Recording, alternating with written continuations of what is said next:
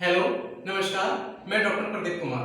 आज हम लोग बात करेंगे कि स्पीच कराते समय हमें किन किन चीज़ों का ध्यान रखना चाहिए। जब हम अपने बच्चों को स्पीच के बारे में सोचते हैं, जब हमारा बच्चा स्पीच डिले हो जाता है, तो हम कौन कौन सी चीज़ों को ध्यान रखें जिसके ऊपर काम करने की जरूरत पड़े, और हम किन किन चीज़ों को नज़रअंदाज कर देते हैं जब हम स्पीच थेरेपी करा रहे होते हैं बच्चे की, तो कैसे करवाए।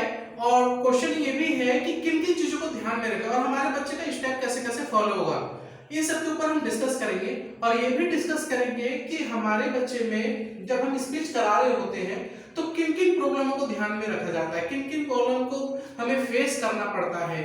और जब आप ये सब सारी चीजें समझ लेते हैं तो आप अपने बच्चे के ऊपर काम कर पाते हैं। स्पीच में कोई भी कंडीशन हो, चाहे सीपी का कंडीशन हो, चाहे डाउन सिंड्रोम हो, जेनेटिक कंडीशन हो, किसी भी तरह जेनेटिक कंडीशन हो, या सर्वल पाल्सी हो, या ऑटिज्म हो, एडीएचडी, या किसी में भी लर्निंग डिसेबिलिटी हो, मेंटल रिटार्डेड हो, या इंटेलेक्चुअल डिसेबिलिटी का हो, किसी भी कंडीशन का बच्चा हो, और उसमें अगर स्पीच की दिक्कत है तो हमें कौन कौन सी चीजों को ध्यान में रखना है, इसके हम थोड़ा सा डिस्कस करें। वैसे तो बहुत बड़ा एरिया हो जाता है, लेकिन हम दो तीन चीजों के ऊपर हम लोग थोड़ा थोड़ा करके डिस्कशन करेंगे कि कैसे कैसे चीजें होती है बच्चे को जब हम लोग स्पीच कराने जाते हैं या हम लोग खुद स्पीच करते हैं, तो कौन कौन सी बातों को हमें ध्यान में रखना चाहिए कि जिन्हें हमें फेस करना पड़ता है। तो जब हमें प्रॉब्लम का पता लग जाएगा तो सॉल्यूशन हमें खुद मिलेगा। तो सॉल्यूशन के ऊपर भी डिस्कस करेंगे। पहले तो हम प्रॉब्लम के ऊपर डिस्कस करेंगे, और हमारे नेक्स्ट वीडियो में हम उसके क्या क्या रिवॉर्ड है, क्या क्या हमारा सॉल्यूशन है, उसके ऊपर हम डिस्कस करेंगे। तो आइए हम लोग समझते हैं पहले।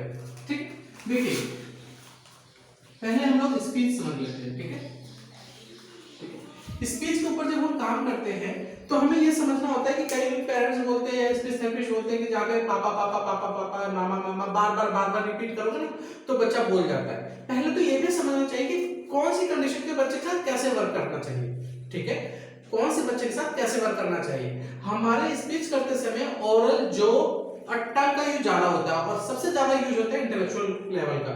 अगर मेरे बच्चे में इंटेलेक्चुअल लेवल बहुत स्लो है तो हमें समझना पड़ेगा कि पहले आप अपने बच्चे के इंटेलेक्चुअल लेवल पे काम कीजिए, यानी कि अंडरस्टैंडिंग के ऊपर काम कीजिए। अगर बच्चे में अंडरस्टैंडिंग नहीं है तो बच्चा क्या करेगा, अपने जॉ को नहीं समझेगा, टंग को नहीं समझेगा, और अपने लिप्स को नहीं समझेगा मुझे कैसे मूवमेंट लेना चाहिए। तो ये बहुत जरूरी हो जाता है कि बच्चों को समझ में आए कि मैं टंग कैसे हिलाना है, जॉ कैसे हिलाना है, मुझे इमिटेट कर पाए। और अच्छी चीज ये होनी चाहिए कि बच्चे में कि सबसे ज्यादा अच्छा इमिटेशन होना चाहिए। अगर बच्चे में इमिटेशन नहीं है तो दिक्कत तक देखने को मिलती है हमें। उसका टोन बहुत ज्यादा है अगर मसल्स में तो भी दिक्कत देखने को मिलती है। अगर सीपी का बच्चा है तो टोन देखने को मिलेगा, बहुत ज्यादा टोन होगा, उसके मूवमेंट नहीं ले पाएगा, जीभ का, लिप्स का, होठों का या जॉ का मूवमेंट नहीं ले पाते हैं सीपी वाले बच्चे, तो उनको जॉ को हिलाने में दिक्कतें होती है। तो पहला कॉन्सेप्ट है कि हम उसके टोन को रिड्यूस करें, किसमें, सेरेब्रल पाल्सी में। लेकिन ऑटिज्म के केस में जब हम क्या करते हैं, ऑटिज्म के केस में हमारे बच्चे में अंडरस्टैंडिंग की दिक्कत होती है। हर बच्चे में वाइब्रेशन कलर्स का यूज नहीं करते ओरल कराते समय, हर बच्चे में मसाज नहीं करते जब हम स्पीच करा रहे होते हैं। हमें ध्यान रखना पड़ता है कि कौन सी कंडीशन में कैसा बच्चा है। ठीक है, ऐसा नहीं कि आप ब्रशिंग वाइब्रेटिंग ब्रश सीपी में यूज कर रहे हैं, वो नुकसान वाली बात हो सकती है। ऑटिज्म बच्चे में खूब मसाज किए जा रहे हैं, मसाज का आउट तरीका अलग है, मसाज कराने का फायदा कुछ अलग है। तो कुछ बातें हम जो इसके बारे में डिस्कस करेंगे। तो पहला कंसर्न ये होता है कि आप अपने बच्चों को पहले ध्यान रखें कि ऐसा ना हो कि एक थेरेपिस्ट जैसे आपके बच्चों को ले रहा है सब बच्चों को भी वैसे ही ले। सब बच्चे में स्पीच चल रहा है, सब बच्चे में मसाज चल रहा है, सब बच्चे में पापा पापा चल रहा है, सब बच्चे में एक ही तरीके का टोन चल रहा है, ऐसा नहीं होता। डिफर करता है कि कौन सा बच्चा किस कंडीशन का है। ठीक है, तो हमें कैसी कैसी प्रॉब्लम देखने को मिलती है, आइए थोड़ा पास से समझते हैं। ठीक है, पहले तो कंसर्न ये जाता है कि पहले जब आप मुंह खोल रहे हैं तो बच्चा मुंह खोले। ठीक है, पहला कॉन्सेप्ट ये है कि अगर आप मुंह खोल रहे हैं तो बच्चा मुंह खोले, यानी कि इमिटेट करे। मुंह खोल रहा है बच्चा, ठीक है ना, माउथ ओपन कर रहा है, लेकिन कंसर्न क्या देखने को मिल जाता है, माउथ तो ओपन करने लग गया है। जब हमारी फर्स्ट स्टेज है कि पहले माउथ तो ओपन करे, पहले टंग तो बाहर निकाले, जैसे मैं इमिटेशन की बात कर रहा था, पहले ई करे, ऊ करे, ये करे, कुछ भी माउथ का पैटर्न बनाए, लेकिन माउथ के पैटर्न के साथ साउंड भी होना चाहिए। अगर बच्चा माउथ खोल लिया तो साउंड भी आना चाहिए। बच्चे में साउंड नहीं आता, माउथ इधर उधर करता, वो मुंह इमिटेट करेगा लेकिन साउंड नहीं निकलेगा। तो होना क्या चाहिए, जैसे आप अपने बच्चे को माउथ ओपन के ऊपर काम कर लेते हैं तो फिर आपको क्या करना है, साउंड के ऊपर काम करना है कि माउथ खोल के साउंड निकाले जो कि आप पर्टिकुलर चाह रहे हैं। ठीक है ना, जैसे मैंने बोला ए तो बच्चा ए करे, मैंने बोला ई वो भी बच्चा ई करे। तो ये कंसर्न जरूरी है। ठीक है ना, पहला गोल यही हो जाता है कि बच्चा समझे कि हाँ मुझे माउथ खोल के आ ई जो भी करवा रहे हो वो करें, ठीक है ना। ऐसा नहीं कि तुरंत वर्ड बोलते, पहले तो बच्चा लेटर बोलता है, ठीक है। लेटर के बाद फिर बोलेगा उसका वर्ड कनेक्ट करेंगे, फिर वर्ड के बाद टू वर्ड कनेक्ट करेंगे, फिर सेंटेंस कनेक्ट, फिर 2-3 वर्ड कनेक्ट करेंगे। ऐसे करते करते सेंटेंस बनाते हैं। हम डायरेक्ट सेंटेंस पे नहीं आ जाते या डायरेक्ट वर्ड पे नहीं आते। पहले तो कंसर्न कि पहले लेटर तो बोले, लेटर बोलेगा ही नहीं और हम सोच रहे कि बच्चा पापा पापा कब बोलेगा, पापा जाओ कब बोलेगा, है ना। ये सब चीजें समझनी जरूरी हो जाती है। तो पहला कॉन्सेप्ट ये है कि अगर मैंने मुंह खोला तो मुंह खोले, मुंह खोलने के साथ आवाज भी बाहर है। कई बार क्या होता है मुंह तो खोल रहे लेकिन आवाज बाहर नहीं आ रहा, ठीक है। अब तीसरा कॉन्सेप्ट समझिए, बच्चे ने मुंह खोला, आपने मुंह खोला, बच्चे ने भी मुंह खोला, आवाज भी निकली, लेकिन जब आप सेकंड टाइम लेके जा रहे हो बच्चे को तब बच्चा कर ही नहीं रहा। एक बार आपने मुंह खोल दिया आ, बच्चे ने भी आ कर दिया, लेकिन जब सेकंड टाइम बुलवा रहे हो बच्चा कर ही नहीं पा रहा। क्यों? क्योंकि रेपिटेशन चल रहा है। क्योंकि अभी मैं बताऊंगा क्यों ऐसा क्यों, क्योंकि एक है ना रेपिटेशन चलता है तो बच्चा उसको फिक्स कर लेता है। उसे ये नहीं समझ में आता कि जो मैं बोल रहा हूं वो सही बोल रहा हूं या गलत बोल रहा हूं। ये बात समझो जरा, फिर से समझना। बच्चे ने एक बार आ कर दिया, लेकिन जब आप सेकंड टाइम फिर से बोल रहे हो आ करने के लिए तो बच्चा आ ही नहीं कर रहा। तो उसको समझ में आना चाहिए कि जो मैं बोल रहा हूं वो सही बोल रहा हूं, जो आप करवा रहे हो, जो आप करवाना चाह रहे हो मेरे मुंह से सही निकला है। तो राइट रॉन्ग का कांसेप्ट सही होना चाहिए, बच्चे को समझ में आ जाए कि हाँ ये वाला मुझे बोलना है। कई बच्चों को यही समझ में नहीं आता, आ करेगा लेकिन चा करेगा चा नहीं करेगा। क्यों? उसे समझ में नहीं आ रहा कि मुझे ये भी करना है, उसे बस ये पता है कि आ के टाइम आ करना होता है। तो बच्चा क्या होता है यहाँ पे सही गलत का कांसेप्ट नहीं समझ पाता, ठीक है।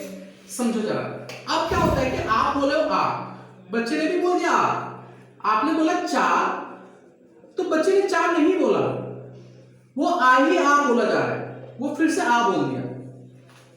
तो ये क्या हो गया, बच्चा फिक्स हो गया, यानी कि बच्चे का पैटर्न बन गया, एक रेपिटेटिव बिहेवियर बन गया कि मुझे आ बोल दिया, आ बोलना है, चा बोल रहे हो तो चा नहीं बोलना, क्योंकि मैं आ ही समझ पा रहा हूं, ठीक है। इसको समझो जरा, हमें इस पे भी काम करना पड़ता है कि जब बच्चा अपने पैटर्न में आ जाता है तो उस पैटर्न को भी ब्रेक करना पड़ेगा। ऐसा नहीं कि आपने आ बोल दिया तो अब बच्चा सब चीज बोलने लग जाएगा, नहीं। आ बोले तो आ ही बोलेगा, पापा बोला एक बार पापा से आते पापा ही बोलेगा, चाचा बुलाएंगे तो चाचा नहीं बोलेगा बच्चा। तो पहले हमें ये समझना जरूरी है कि पहले आ बोला है बच्चा बोला, अगर आपने चा बोला है तो बच्चा भी चा बोले, ठीक है ना। इस कॉन्सेप्ट को समझना जरूरी है। तो कई बार हमारा बच्चा नहीं बोल पाता, क्यों नहीं बोल पाता? क्योंकि एक स्टेरियोटाइपिकल पैटर्न बन जाता है।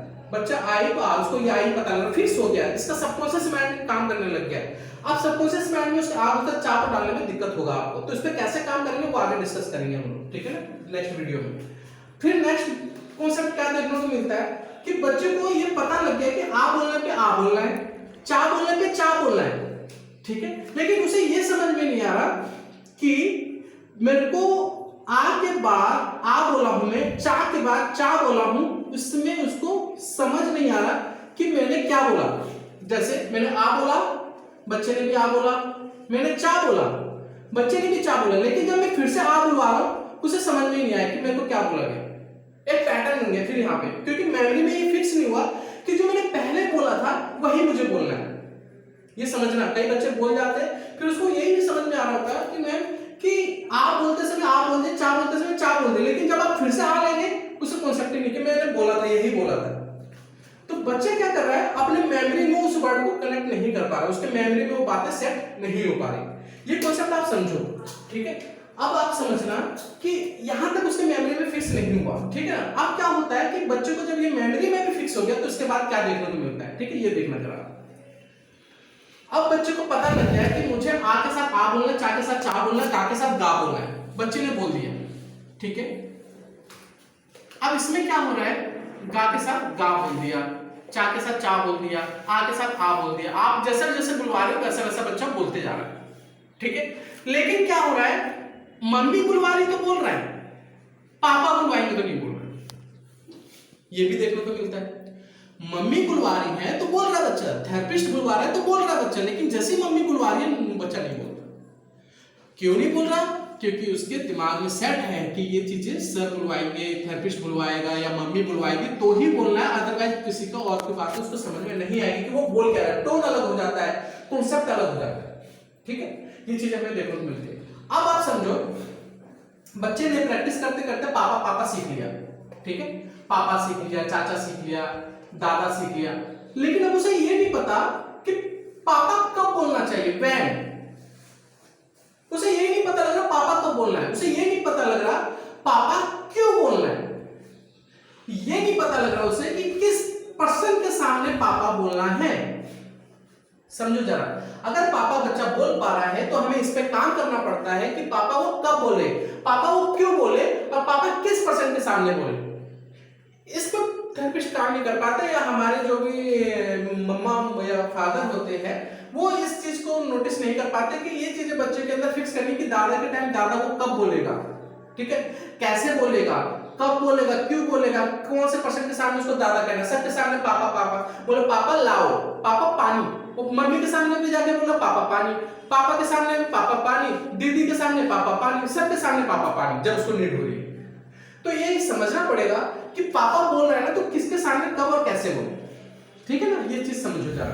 अब नेक्स्ट कॉन्सेप्ट आता है, नेक्स्ट कॉन्सेप्ट की पापा बोलना सीख गया, वो पापा के सामने पापा तो बोल रहा है लेकिन पापा के साथ वो ये नहीं बोल पा रहा उठाओ, पकड़ो, चलो, रखो, सुनो, बहुत सारे ऐसे वर्ड है कि जो सब बोले पापा उठाओ, पापा पकड़ो, क्यों नहीं समझ में आ रहा, उसे क्यों नहीं बोलने आ रहा। एक तो हमने वर्ड कनेक्ट पे काम नहीं किया होगा, दूसरा क्या होगा हुआ होगा कि पापा के साथ पापा रखो का मतलब नहीं समझ में आएगा, ये रखो का मतलब नहीं पता लगा होगा।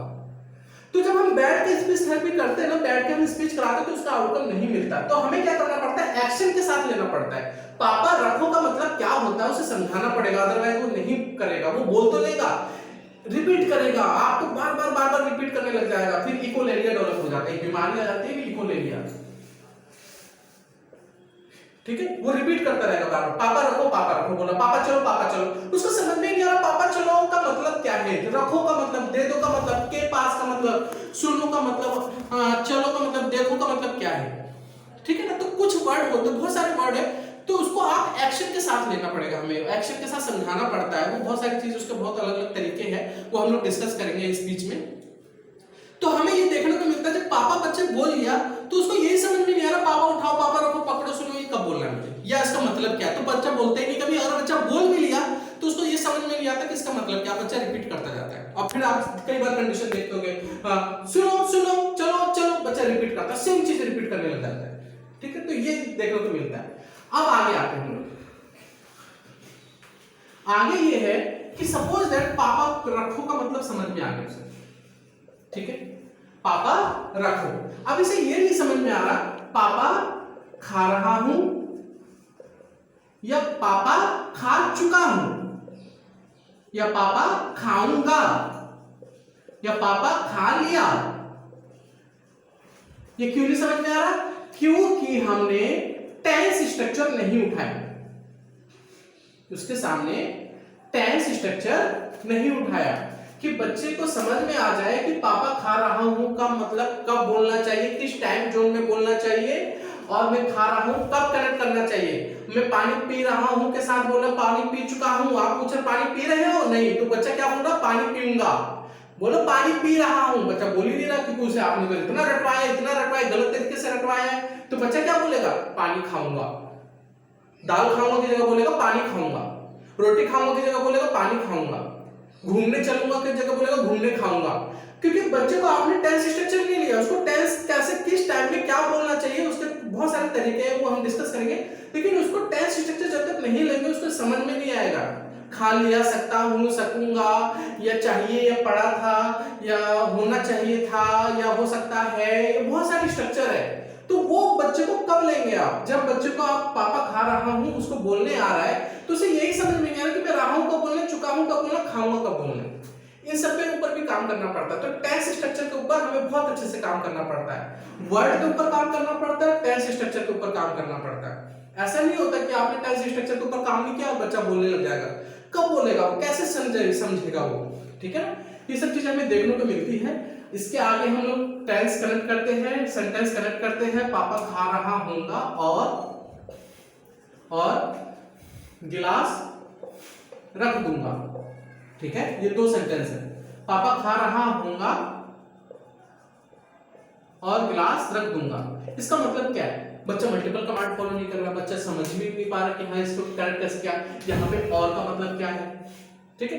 तो ये सब छोटी छोटी चीजें हैं जो कि हमें समझनी पड़ती है, और बहुत इस पे बहुत इजी तरीके से काम करेंगे, कुछ ट्रिक के साथ काम करेंगे, टेक्निक के साथ काम करेंगे, तो बच्चे में बहुत अच्छा रिजल्ट आता है। स्पीच को लेकर बच्चा सारी बातें बोलता है, पैराग्राफ में भी बोलता है और बहुत अच्छे से बोलता है। अगर हमने ये सब चीजों को नोटिस किया जो बताया गया है, मेमोरी पे ध्यान रखो, उसके पैटर्न पे ध्यान रखो, उसके सिचुएशनल पे ध्यान रखो, उसके फिक्सेशन पे ध्यान रखो, उसके फ्लेक्सिबिलिटी को ध्यान में रखो, उसके ऑर्गेनाइजेशन को ध्यान में रखो कि सेंटेंस को कैसे ऑर्गेनाइज करता है वो। इन सब चीजों के ऊपर जब हम काम करेंगे स्पीच के ऊपर, तब जाके बच्चे में स्पीच आती है। और हमें लगता है कि बैठाया बोलने लगेंगे, रिपीट करेंगे, बोलेंगे पा बोलो तो पा बोलेगा, चा बोले तो चा बोलेंगे। उसे ये भी समझाना है कि गलत बोल रहे हो तो सही बोल रहे हो, उसे ये भी समझाना है कहाँ बोलना है, किस जगह बोलना है, कैसे बोलना है, कब बोलना है, छोटे के साथ कैसे बोलना है, बड़े के साथ कैसे बोलना है, ठीक है, किस एनवायरनमेंट में कैसे बोलना है, किस सिचुएशन में कैसे बोलना है, कोई गुस्सा कर रहा है तो कैसे शांत रहना है, कितना टाइम से बोलना है, कितने टाइम से नहीं बोलना है, ये सारी चीजों के ऊपर डिस्कस करना पड़ता है हमें। तो ये सारी चीजें हैं जिसके ऊपर काम कीजिए और अपने बच्चे के अंदर बहुत अच्छा रिजल्ट लेके आइए। थैंक यू सो मच मुझे सुनने के लिए, बहुत बहुत धन्यवाद।